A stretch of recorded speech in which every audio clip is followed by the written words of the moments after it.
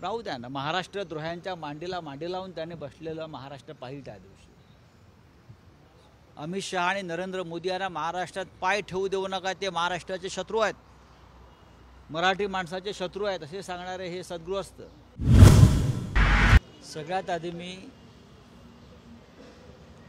आम आदमी पक्षाचे अध्यक्ष, दिल्लीचे मुख्यमंत्री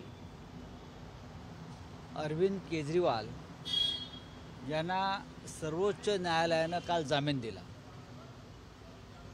आणि जामीन देताना सर्वोच्च न्यायालयानं ईडी आणि सरकारला फटकारलं. केजरीवाल यांची अटक ही राजकीय सूडबुद्धीचीच होती आणि आहे. काल केजरीवाल यांना अंतरिम जामीन दिला आणि ते आता प्रचारात सहभागी होते. आम्हाला सगळ्यांना त्यांच्या येण्याचा आनंद आहे, बाहेर येण्याचा. काल रात्री स्वतः शिवसेना पक्षप्रमुख उद्धव ठाकरे यांनी अरविंद केजरीवाल यांचं स्वागत केलं, त्यांचं अभिनंदन केलं. मीही त्यांच्याशी बोललो काल.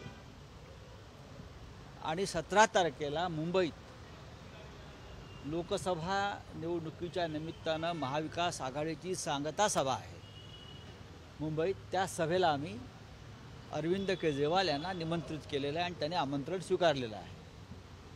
17 तारखेला मुंबईमध्ये नरेंद्र मोदीसुद्धा आहेत आणि त्याच वेळेला महाविकास आघाडीच्या व्यासपीठावर अरविंद केजरीवाल आहे आणि केजरीवालजींनी हे आमंत्रण स्वीकारलेलं आहे. त्याच्यामुळे मुंबई 17 तारखेला केजरीवालजी येत आहेत. बोला. राज ठाकरे काल भाषणात असं म्हणाले की जर मस्जिदींमधून महाविकास आघाडीला उमेदवारांना मतं देण्याचे फतवे काढले जात असतील तर मी हिंदूंना फतवा काढतो की त्यांनी महायुतीचे काढा फतवा काढा.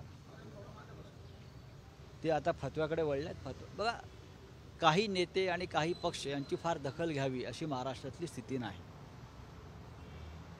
महाराष्ट्रामध्ये किंवा देशामध्ये सध्या संविधान वाचवण्याची फार मोठी लढाई सुरू आहे. या देशातली लोकशाही, या देशातलं स्वातंत्र्य आणि संविधान धोक्यात आलेलं असताना हिंदू, मुसलमान, ख्रिश्चन, शीख, जैन, बुद्ध या देशामधले सगळ्या जाती धर्माचे पंथाचे लोक संविधान वाचवण्यासाठी रस्त्यावर उतरू इच्छित आहेत, मतदानाच्या माध्यमातून सत्ता परिवर्तन करू इच्छित आहेत. आणि त्याच वेळेला राज ठाकरे यांच्यासारखे नेते महाराष्ट्रद्रोही नरेंद्र मोदी आणि अमित शहा यांच्या मांडीला मांडी लावून बसत असतील तर प्रबोधनकार ठाकरे आणि बाळासाहेब ठाकरे, माननीय हिंदू हृदय सम्राट, बरं का, ह्यांच्या आत्म्याला किती यातना होत असतील याची कल्पनाच न केलेली बरी. ज्या ठाकरे परिवारानं महाराष्ट्राच्या अखंडतेसाठी, महाराष्ट्राच्या निर्मितीसाठी, महाराष्ट्राच्या स्वाभिमानासाठी आपलं संपूर्ण जीवनाचं समर्पण केलं,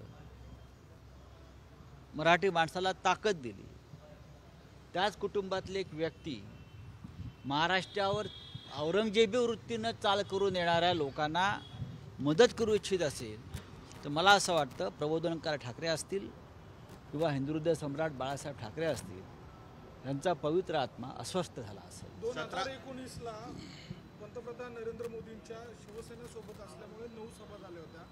यंदाच्या वेळेला त्याच्या दुपटीने सभा बघायला मिळत आहे. 27 सभा, मुंबईत 7 सभा, मुंबईत 7 ते 8 सभा ते घेत आहेत. याचं कारण असं आहे की नकली शिवसेना जी त्यांच्याबरोबर आहे त्या शिवसेनेचा त्यांना काही फायदा होणार नाही. नकली राष्ट्रवादी काँग्रेस जी अजित पवारांची आहे त्याचा त्यांना काही फायदा होत नाही. आणि मुख्य म्हणजे स्वतः नरेंद्र मोदी हा ब्रँड महाराष्ट्रातच नव्हे तर देशातूनच संपलेला आहे. त्यांनी किती आदळआपट करावी, सभा गाव्यात भाषणं करावीत, आमच्या नावानं बोटं मोडावीत, आमच्या नावानं दाढी खाजवावी, बरं का, काही होणार नाही. महाराष्ट्रामध्ये आम्ही 35 ते 40 जागा जिंकतो आहोत. नरेंद्र मोदींनी ठाण मांडावं, मुंबईत येऊन तात्पुरतं घर घ्यावं पेडर रोडला, आम्ही त्यांना घर बघून देतो, काही फायदा होणार नाही. आम्ही महाराष्ट्र जिंकतोय आणि देशही जिंकतोय. मुंबईची सभा होते, त्या सभेला राज ठाकरे देखील उपस्थित राहणार आहे 17 तारखेला. राहू द्या ना, महाराष्ट्र द्रोह्यांच्या मांडीला मांडी लावून त्याने बसलेलं महाराष्ट्र पाहिलं त्या दिवशी. अमित शहा आणि नरेंद्र मोदी यांना महाराष्ट्रात पाय ठेवू देऊ नका, ते महाराष्ट्राचे शत्रू आहेत, मराठी माणसाचे शत्रू आहेत असे सांगणारे हे सद्गृहस्थ त्यांच्या मांडीला मांडी लावून बसतात. याबद्दल ईडीचे आभार.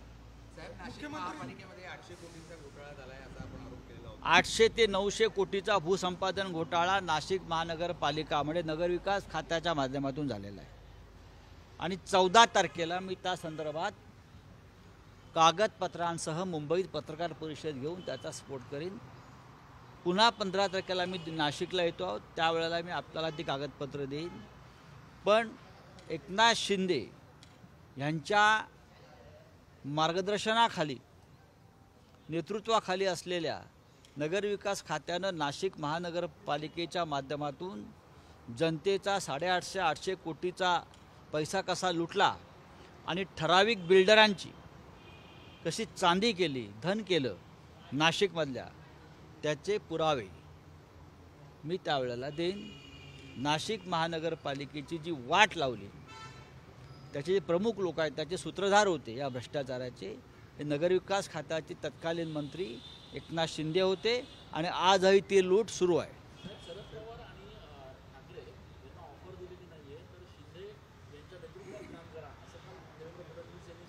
देवेंद्र फडणवीस यांचा अभ्यास कच्चा आहे. त्यांनी मुळात नरेंद्र मोदी यांची प्रकृती बिघडलेली आहे आणि मोदींना जेव्हा शिंका येतात, खोकला येतात, तेव्हा त्यांच्या खाली चेला चपाट्यांना येतात. तो व्हायरल आहे. त्यांनी मोदींचं भाषण ऐकावं. मुळात नरेंद्र मोदी यांची प्रकृती बिघडलेली आहे, त्यांना उपचाराची गरज आहे आणि उपचार दोन्ही प्रकारचे आहेत, शारीरिक आणि मानसिक. हे स्पष्टपणे मी सांगतोय. त्यांचा छळ करते भाजपा. मोदींना विश्रांती द्यावी, नाही तर लोक विश्रांती देतील. मुख्यमंत्री एकनाथ शिंदे संभाजीनगरला असं म्हणाले. कोण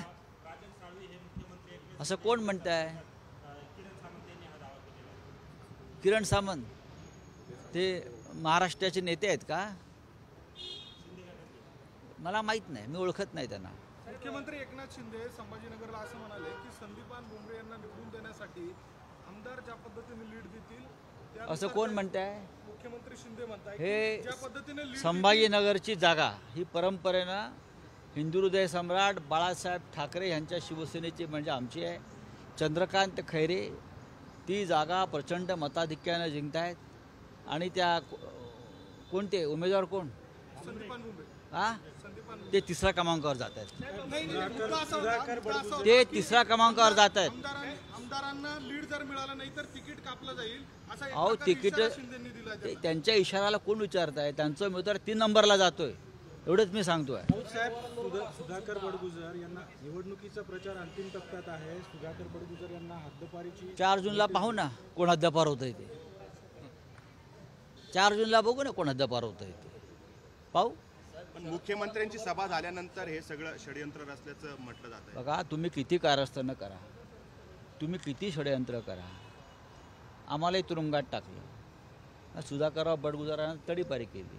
ते माझ्या बाजूलाच उभे आहेत ना शिवसेनेमध्ये. तुमच्यासारखे पळपुटे काही डरपोक आहेत का? काही फरक पडत नाही. 4 तारखेनंतर बघू, एवढंच मी सांगतो. नाशिकमध्ये सोडून गेले त्याच्यानंतर त्यांनी बघा, राज ठाकरे, नरेंद्र मोदी, अमित शहा यांच्या बोलण्याकडे फार गांभीर्याने पाहू नका.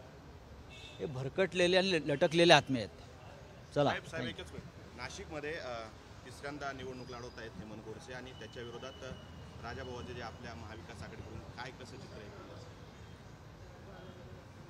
हे जे सध्याचे विद्यमान खासदार आहेत ज्यांनी बेईमानी केली, माझ्या माहितीप्रमाणे ते 3ऱ्या क्रमांकावर जाते. नाशिकची भूमी गद्दारांना कधी थारा देत नाही. हा नाशिकचा इतिहास आहे. इथे गद्दारी कधी रुजली नाही, बेईमानी रुजली नाही.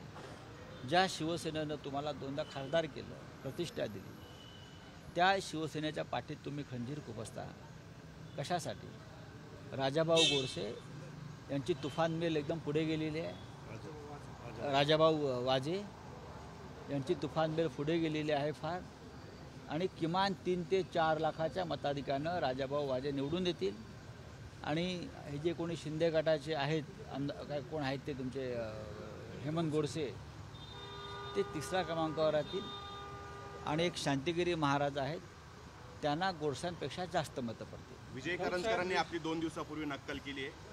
संजय राऊत नाशिकमध्ये आल्यावर काय खासदार असं म्हणायचे अशी नक्कल त्यांनी सोडताना त्यांनी आरोप देखील केले पुन्हा एकदा की नाशिकमधल्या काही पदाधिकाऱ्यांनीच माझ्या विरोधात कटकारस्थान. असं काही नाही आहे. त्यांची उमेदवारी काय जाहीर केल्याचं माझ्या लक्षात येत नाही.